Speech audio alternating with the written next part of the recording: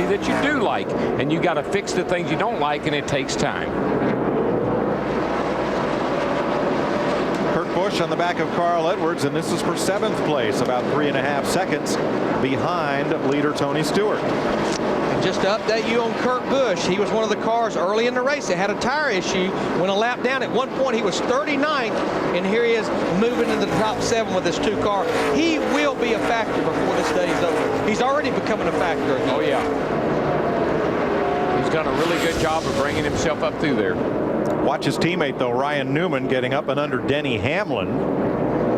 Oh, not once, but twice, and pretty big the second time.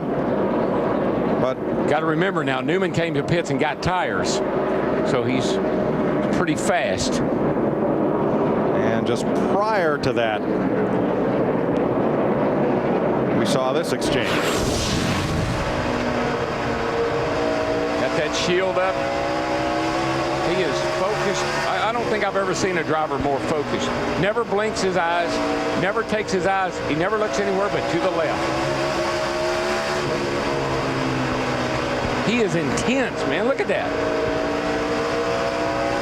Hamlin is running in 28th. And then number 11, the FedEx car.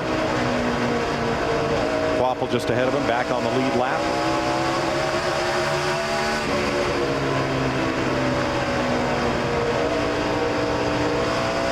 Time for our next singular virtual crew chief question. Should we start less than 43 cars on short tracks? We used to, but now more than 43 cars are at the track every week to impress their sponsors and fans, and the fields are fixed at all tracks at 43. Should we start less here and at Martinsville and Richmond? Text the word crew to 191 on your Singular wireless phone, or log on to foxsports.com/singular. I got to believe fans would probably say start 50. That's not an option, but you're right. Maybe it should be.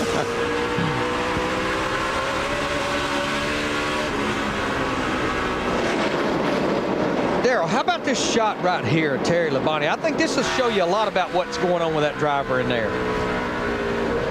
Boy, look at that. He's got a handful of steering wheel. That right front is digging into the banking. He gets a quick look over his shoulder just to be sure nobody's there. But look how he's planted in that seat. I mean, we call that a cocoon. You're back in your cocoon. You got your headrest all around you. Look at his body. It never moves. And that's good news here at Bristol, because you need to be planted in the seat. Now, Tony Raines takes over that ride next week, beginning at Martinsville. Terry Labonte has driven it in the first 5 races. But you do see his head bouncing around a little bit. And those wires for your radio are down on the side of your helmet. And you beat up against that headrest a little bit. That may be what was wrong with Kurt Busch's radio. 2-time series champion and past Bristol winner. Labonte has 2 wins here and 1 almost. Comes a guy that made a late stop there a little bit ago, Larry. Got him some fresh tires, the 5 car. Kyle Busch is looking pretty racy right now. Back up in the top 10, up to the 9th position, all over the rear bumper of that Budweiser car of Dale Earnhardt Jr., the 8th.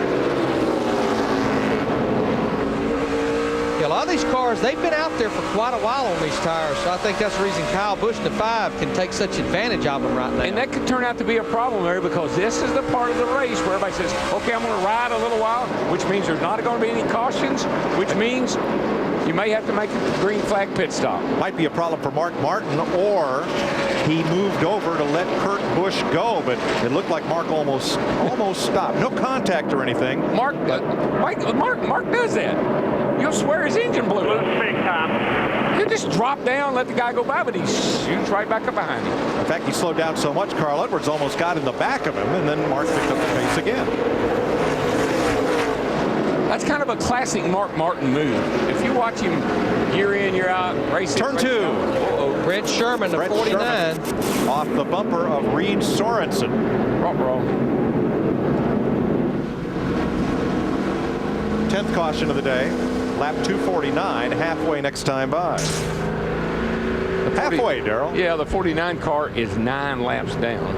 He's had his hands full of that car all day. And he's another driver that's trying to hang on to a spot at that top 35. The rookie from Michigan.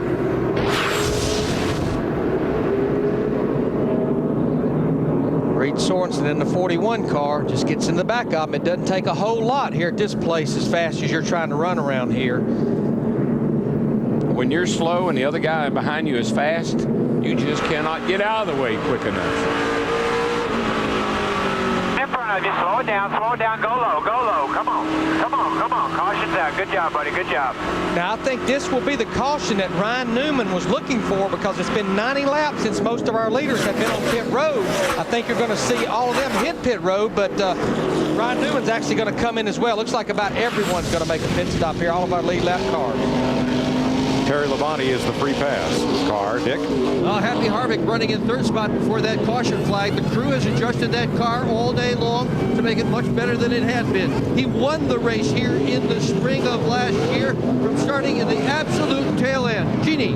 Well, Carl Edwards coming on the radio saying the car is tighter right now than it has ever been. Talk of a track bar adjustment, but they decided against it. Just an air pressure adjustment, taking another pound on those left side tires. Matt? And a wedge adjustment for Tony Stewart. Says still needs help. Late exit. Last time they pitted on lap 161. A wedge adjustment as well. He was the leader then, and he will be the 17 at Kenseth off pit road. Looks like we're going to have everyone back on sequence now as far as pit stop, because pretty much almost every car that was on the racetrack elected to pit here right at halfway through this race. Courtesy is very important here at Bristol. Jamie McMurray, who you see here in the Sharpie car, got into his pit box cleanly and squarely. But the car right past him, Kevin LePage, came in and left the right side hanging way out. LePage is the 61. Angle parking. Yeah, now that's a legal stop for LePage, but they had to back McMurray up, push him back to get him out. He lost a lot of spots. Wasn't the only close call on pit road this time. Dale Earnhardt Jr. in the 8 car. Almost all but getting in the side of Kyle Busch in the 5 car. It's a wide pit road, but not wide enough for 3 wide. Wow. That's one of LePage's crew getting upended by Casey Mears, but he got up and finished the stop. He's okay. That was right in there again by LePage's car. LePage inside a little crooked, and that made Casey Mears have to go in a little crooked. But that right there is why a few years ago NASCAR mandated helmets on anyone that goes across that wall. Great move by NASCAR.